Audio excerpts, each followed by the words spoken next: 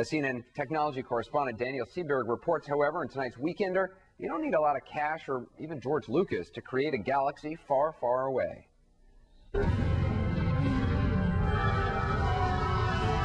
Just another space acrobatics shot from the bearded creator of Star Wars, right? No, not that bearded creator. This one. Switching auxiliary power to forward shields. To call Shane Felux just a Star Wars fan is like calling George Lucas just a director.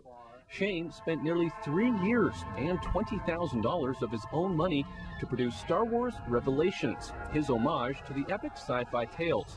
The 40-minute film is arguably the most ambitious such fan project this galaxy has ever seen. There's never going to be a point in which you have enough time or enough money to ever make a film. So I just said, look, I'm just going to take a gulp of air. We're just going to jump and just see what happens and work through it. And the end result, Revelations. The tale of this epic fan movie began in 2002 when Shane, who produced, directed, and co-stars, bought a digital video camera on eBay. Eventually, he maxed out his credit cards and took out a second mortgage to bring his lifelong dream to the screen. Shane's dream included his wife, Dawn Cowings, who wrote the script and helped with costumes. Fandom runs deep here, including 3-year-old son Ian, family cars with Anakin and Millennium Falcon license plates. In fact, Shane and Dawn met each other online in a Star Wars chat room. Yes, it's sad. But true. No, we did. And we were just talking because we were friends and we were both really interested in Star Wars. The pair decided Revelations would follow the Jedi storyline between the current Revenge of the Sith and the 1977 Star Wars A New Hope. All the magic happens. This is Panic Struck Productions. This is where the whole thing is cut and fabricated. Shane's lavish production facilities are actually just a couple of computers in the basement office of his Northern Virginia townhome. But funds, or lack of them, forced them to work on a shoestring.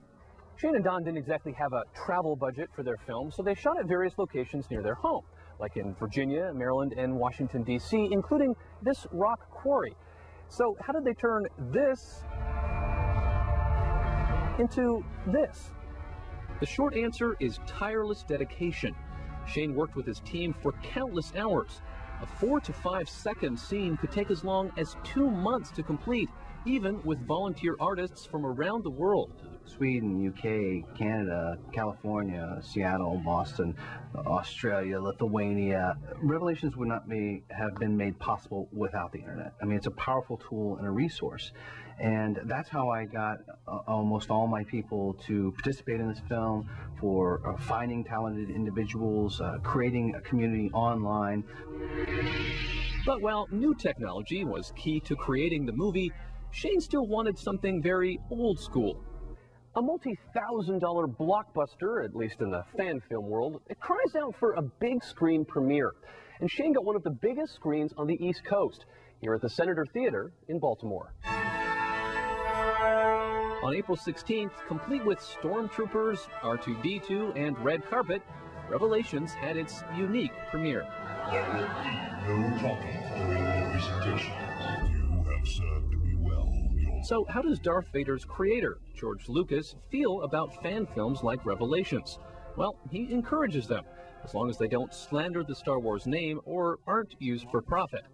Shane says he hopes Lucas will notice what he's been able to do with limited cash and give him a chance to work with a big-time Hollywood budget. Hopefully they might enjoy it and say, let's hire the kid, but if not, it was a heck of a ride. We had a good time. And that undaunted optimism seems right in line with the Star Wars mythology. Daniel Seberg, CNN, Northern Virginia. Well, let's hope George Lucas is listening.